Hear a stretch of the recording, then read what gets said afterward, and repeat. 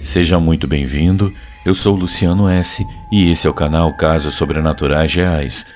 Não deixe de fazer a sua inscrição e ativar o sininho para não perder os próximos vídeos e escreva nos comentários de que cidade você está nos assistindo. Desde já, o nosso muito obrigado.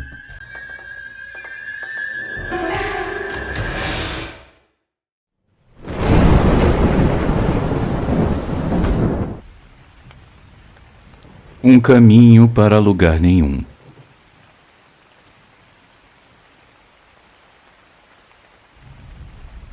O verão de 2020 foi diferente de tudo que eu já tinha vivido. Uma vasta desolação onde o mundo parecia encolher e o tempo se alongar. A cidade onde eu moro parou de uma maneira quase bíblica.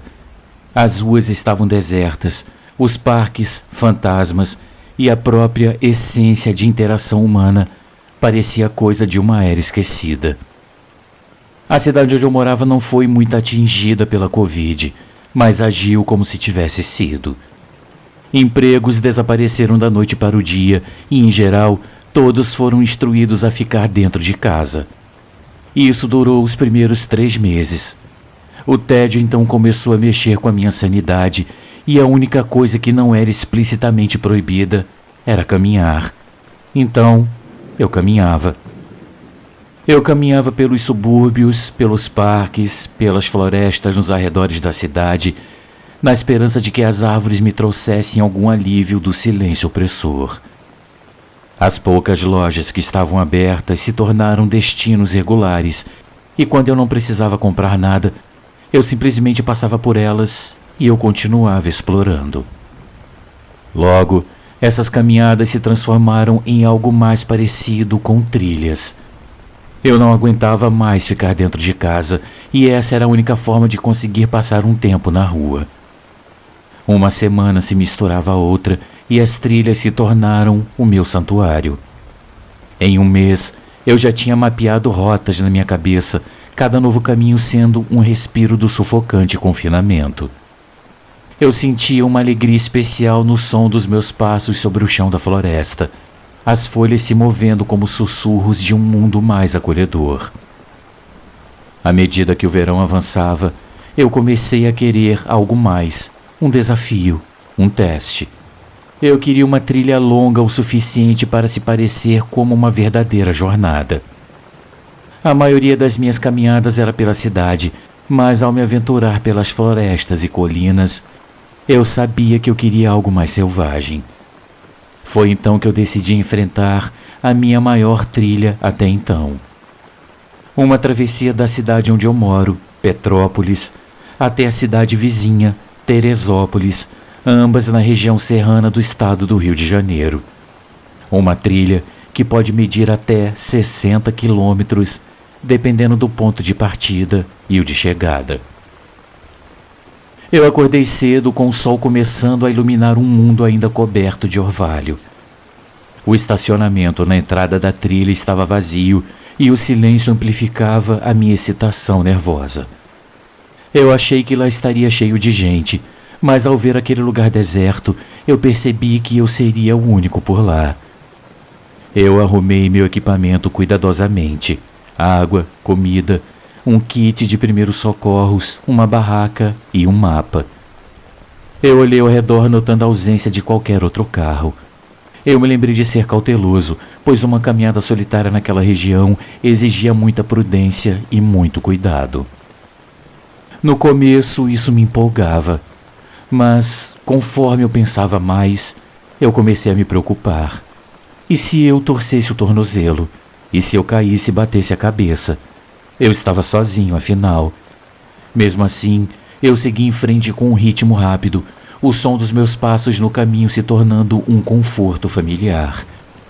Com 5 quilômetros percorridos, a solidão se tornou minha amiga e não mais uma inimiga.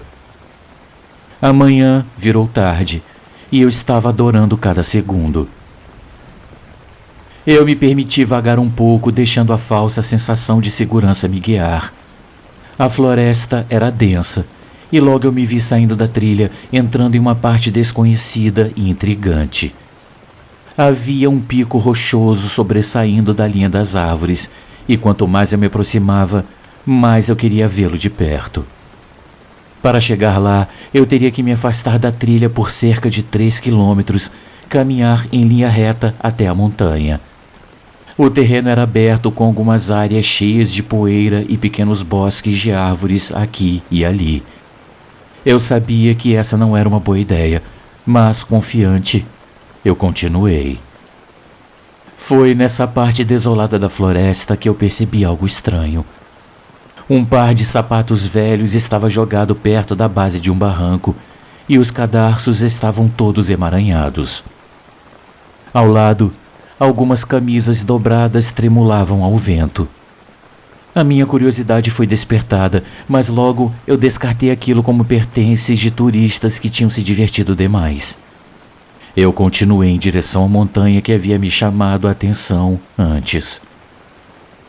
Conforme o terreno se tornava mais acidentado, a estranheza das roupas abandonadas ficou para trás enquanto eu me concentrava naquele pico rochoso. Foi então que eu notei algo peculiar no chão.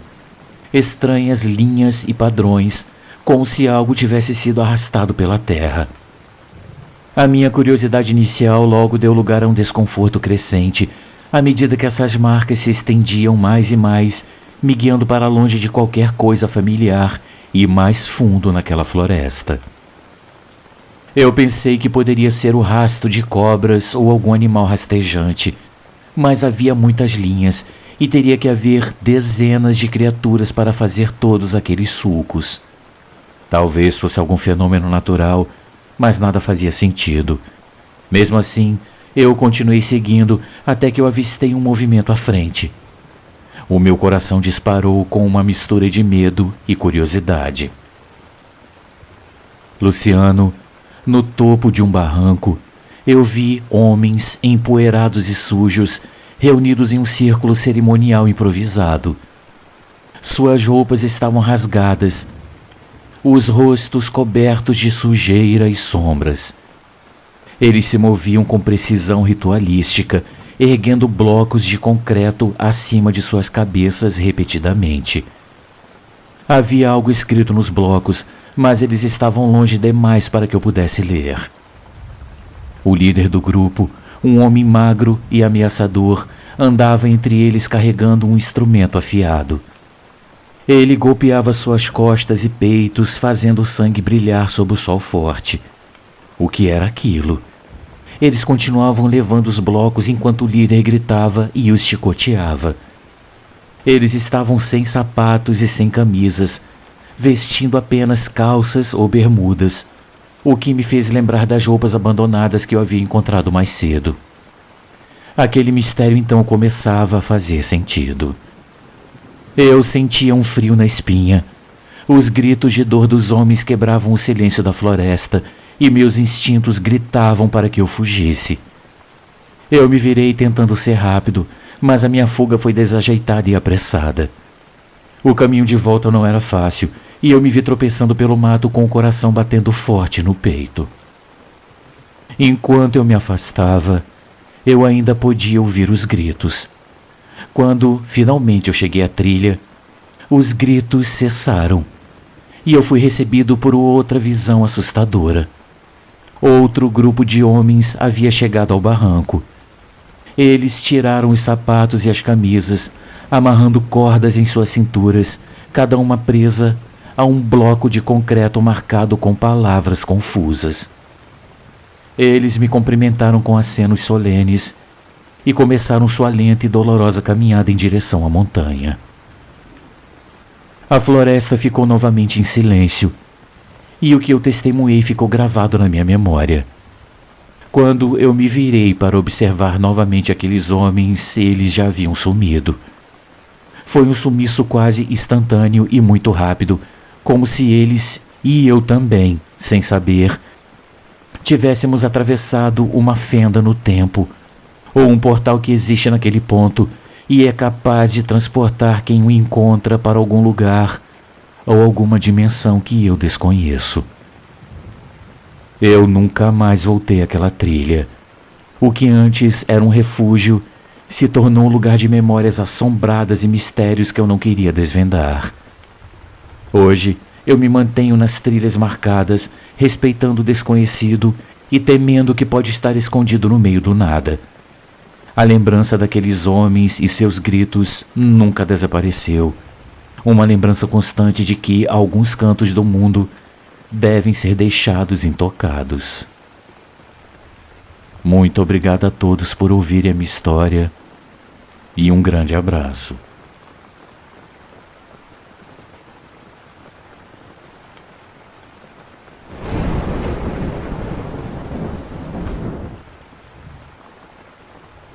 Pânico na noite.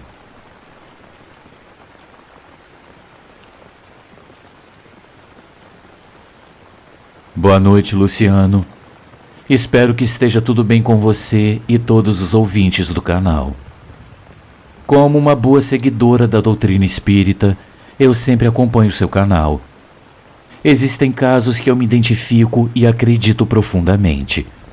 O mundo espiritual, afinal, engloba tanto o bem quanto o mal.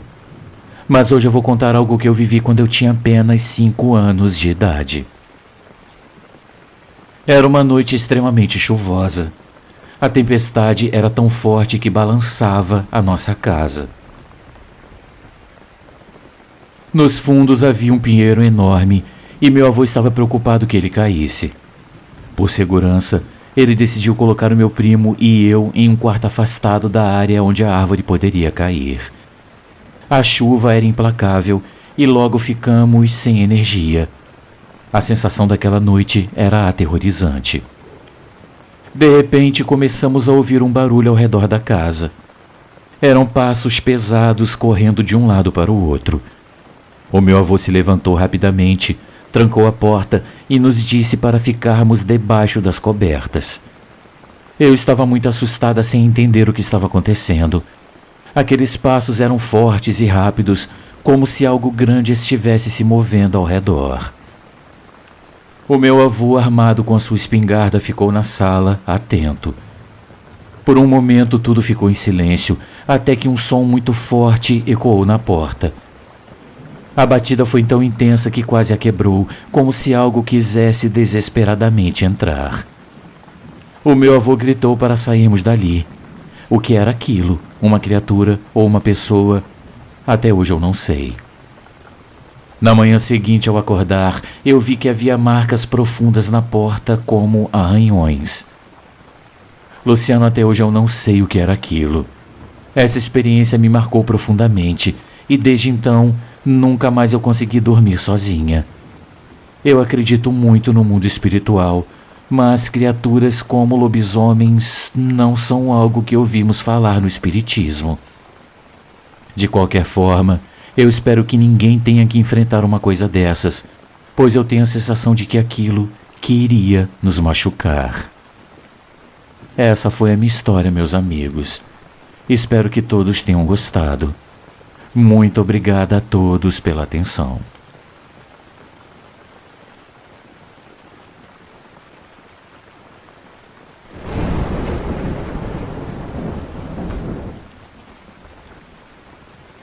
A minha amiga.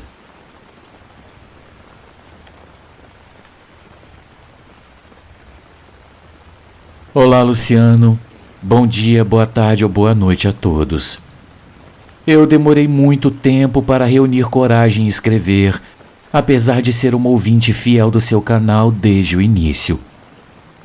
Eu tenho 64 anos, me chamo Filomena Torres, sou portuguesa e vivo há 14 anos no Reino Unido, na Inglaterra. Desde muito jovem, coisas incomuns sempre aconteceram comigo, mas hoje eu quero relatar um caso mais recente, que foi o mais marcante. Em 2011, eu criei uma rádio online e fui conquistando meus ouvintes, alguns mais fiéis que outros. Entre eles, havia uma ouvinte que se tornou minha melhor amiga, tanto da rádio quanto da minha vida pessoal. Aos 29 anos, eu fui diagnosticada com câncer no colo do útero e devido aos tratamentos eu fiquei muito doente, especialmente com problemas gástricos. Nós conversávamos muito por mensagens e ela sempre dizia que se preocupava comigo. No entanto, eu não conseguia acreditar nisso, porque a minha vida desde bebê foi marcada por abandono e maus tratos. A única pessoa que me amou verdadeiramente foi a minha irmã, Manuela. Eu era a mais nova de 5 irmãos, então por que eu deveria acreditar em alguém que eu só conhecia pela internet? Ela também não era feliz e desabafava comigo, e eu fazia o mesmo com ela, embora eu fosse cética quanto à sua amizade. Em 2020, ela me contou que estava doente, mas eu achei que não fosse nada sério e não dei muita importância. Ela mandou mais algumas mensagens, mas nunca voltou a mencionar o seu estado de saúde. A partir de 2020, ela ficou em completo silêncio, não só para mim, mas para todos.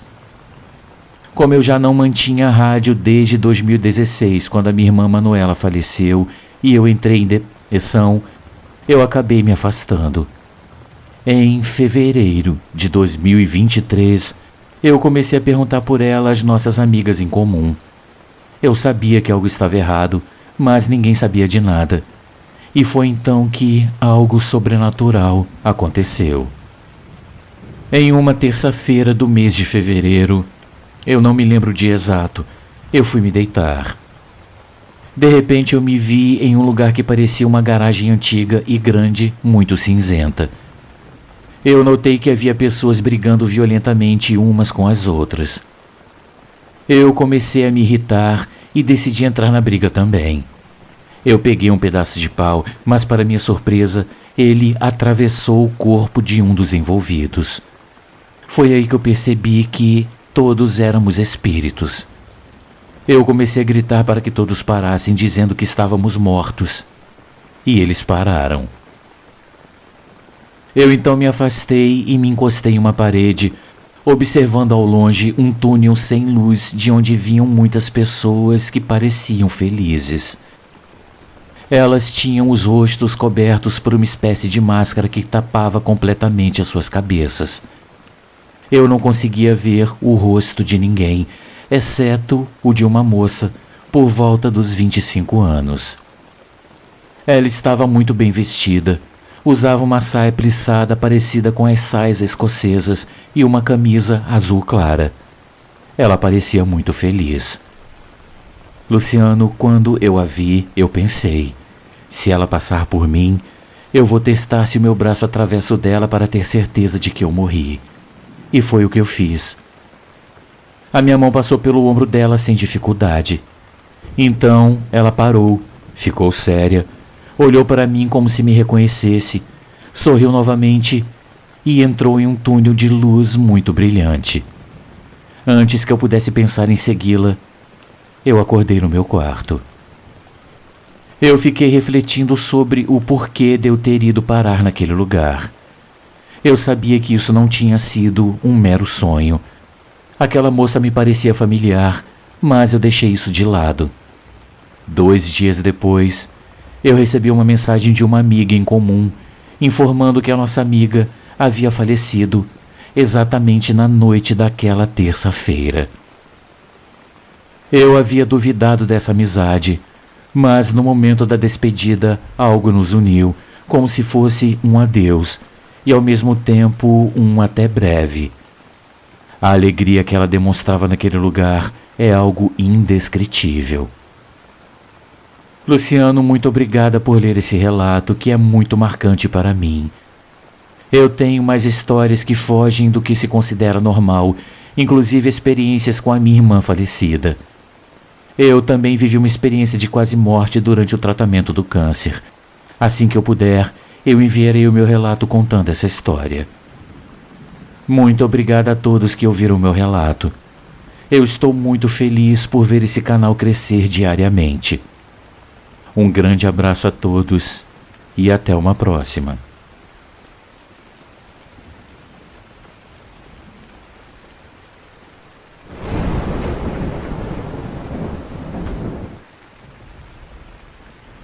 Aconteceu comigo.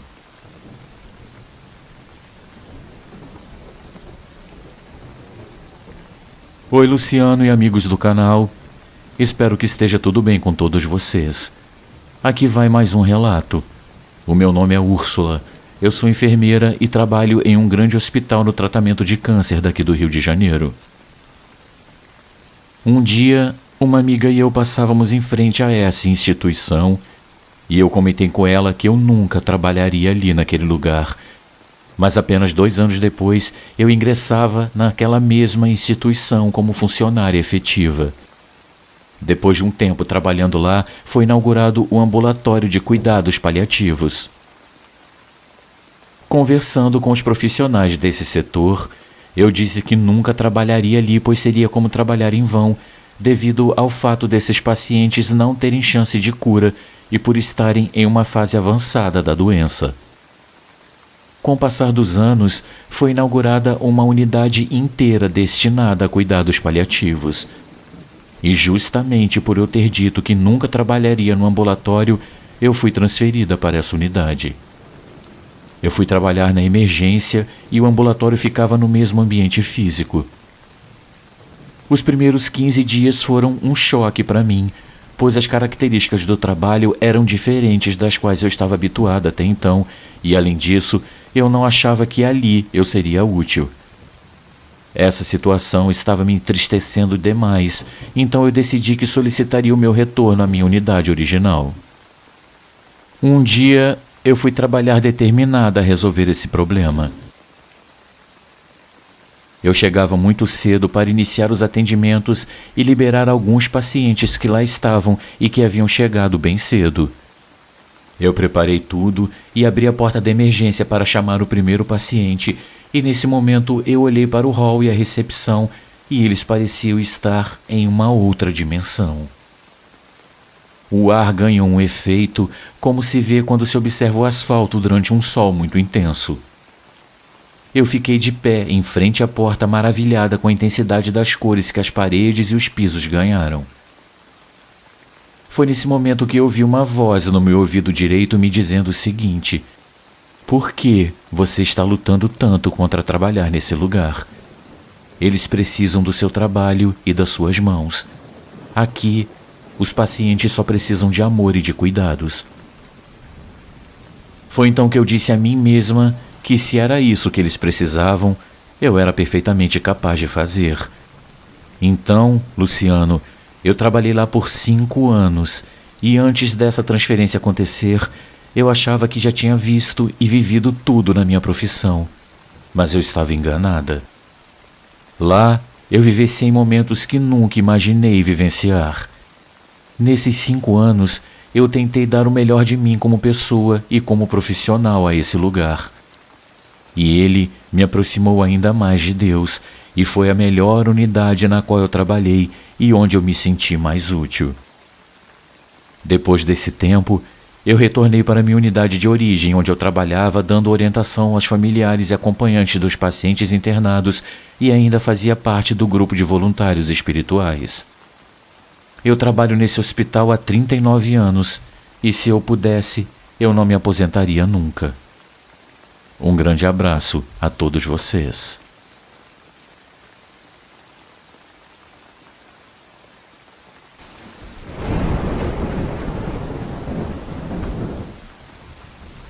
Amigos, uma pequena pausa no nosso vídeo, apenas para lembrar que o nosso canal é um canal independente e que para continuar existindo nós precisamos muito do seu apoio. Existem muitas formas de você ajudar o canal. Uma delas é contribuindo com qualquer quantia utilizando a chave Pix que está aparecendo na sua tela. Outra é se tornando membro contribuindo com apenas R$ 7,99 por mês clicando no link Seja Membro. Você também pode nos ajudar sempre curtindo, comentando e compartilhando nossos vídeos, pois dessa forma a plataforma vai ampliar o alcance do nosso canal e ele será cada dia mais conhecido. Desde já, a gente agradece e agora vamos continuar com o vídeo.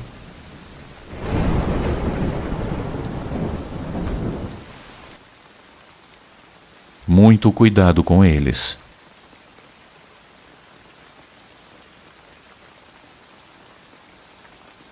Esse caso aconteceu quando eu fui visitar um amigo em Mairiporã, no estado de São Paulo. Eu tinha na época 18 anos e isso já se passou há quase 20 anos. Eu sempre fui uma pessoa muito ligada ao rock and roll. Eu gostava de bandas bem pesadas de heavy metal, estava sempre usando roupa preta, gostava de caveiras, imagens de monstros, demônios e coisas do tipo. Também gostava muito de beber. Eu e meus amigos virávamos a noite ouvindo música e bebendo. Bebíamos de tudo, desde cerveja até coisas mais fortes como vodka, conhaque, e quando não tínhamos dinheiro, bebíamos até cachaça pura. Coisas de adolescentes que estavam descobrindo a vida adulta. Até aí nada demais. Quem nunca fez essas coisas com certeza conhece ou tem amizade com alguém que já fez. Eu particularmente nunca me envolvi com drogas. Eu sempre tive medo dessas coisas e a ideia de escravizar o meu corpo era uma coisa que nem me passava pela cabeça. Alguns conhecidos curtiam e eu não discriminava, apenas não gostava quando me ofereciam. Para mim, droga é uma coisa que não se oferece e quando alguém fazia isso, eu automaticamente me afastava. Então tudo aconteceu durante um fim de semana prolongado que tinha sido bem divertido. Um dos meus amigos, que eu não via há tempos, morava em um condomínio próximo à cidade e foram dias de porres intermináveis com muito heavy metal. Na última noite, um sábado, havia um pessoal lá e a balada foi até altas horas da noite. Esse meu amigo era conhecido como o terror do condomínio. A sua casa estava sempre cheia de gente. O som estava sempre muito alto. Pessoas entravam e saíam a todo momento. Tinha gente que passava a noite lá bebendo e curtindo e saía de lá pela manhã, ia para o trabalho e voltava para lá no final do dia. As festas duravam dias e o meu grupinho passava vários dias bebendo. O lema do nosso grupo era: evite a ressaca, mantenha-se sempre bêbado. No domingo, já no final da manhã, início da tarde, todos acordamos de ressaca. Eu acordei com uma sensação esquisita, uma mistura de tristeza com um pressentimento ruim, uma angústia sem motivo, mas não dei muita importância e procurei me distrair, achando que isso era apenas efeito da ressaca. Eu já tinha a minha receita pessoal para curar a ressaca. Acho que todos que gostam de uma bebidinha têm a sua. Eu bebia sempre muito isotônico e suco de laranja sem açúcar, e dentro de poucas horas eu estava novo em folha. Foi o que eu fiz. Enquanto a turma fazia uma vaquinha para comprar mais bebida, eu decidi que iria ficar de boa, e lá foram eles, 4 ou 5 cabeludos, todos de preto, com um monte de caveiras e crucifixos pendurados, caminhando pela rua em meio ao sol escaldante. Chegava a ser engraçado observar o olhar de estranhamento das pessoas. Eu passei um fim de tarde bem tranquilo, com muito sol à beira da piscina, sem bebida alcoólica. Mas aquela sensação ficou comigo o dia todo e eu não entendia o motivo. Eu sabia que não era efeito da ressaca, pois eu estava me sentindo muito bem. Almocei e comi bem, me hidratei bastante e tomei um antiácido por precaução, já que aquela sensação não parava de jeito nenhum e eu não sabia do que se tratava. À noite, eu voltei para São Paulo e foi quando eu fui me deitar que o terror começou.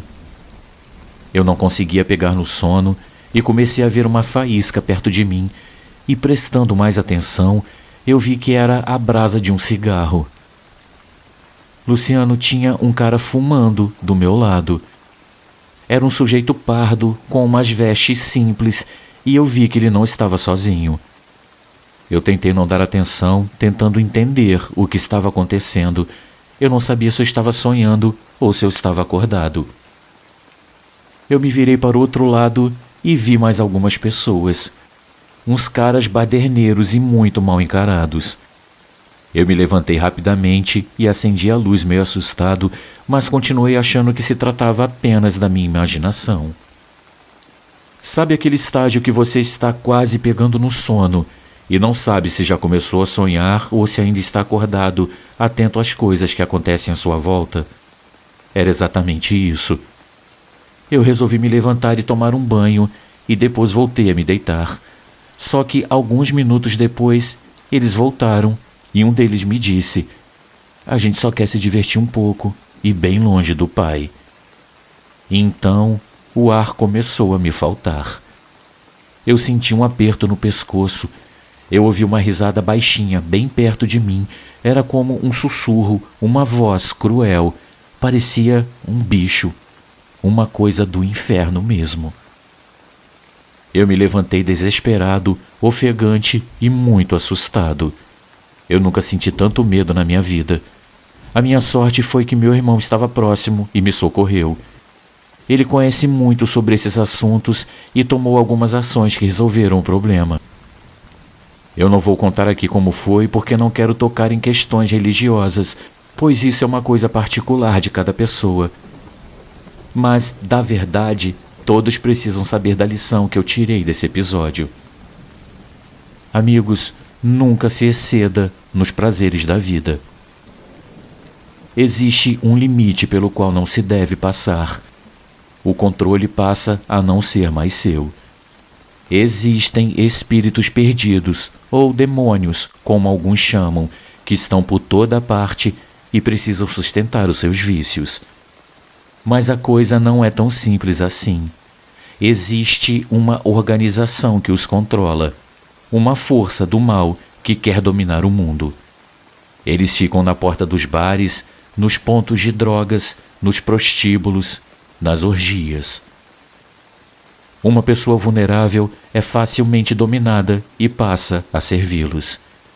Esses seres sugam as sensações de prazer, dilaceram a alma e a escravizam.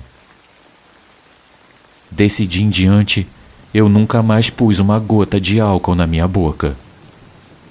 E eu deixo um conselho aqui: muito cuidado com eles, meus amigos.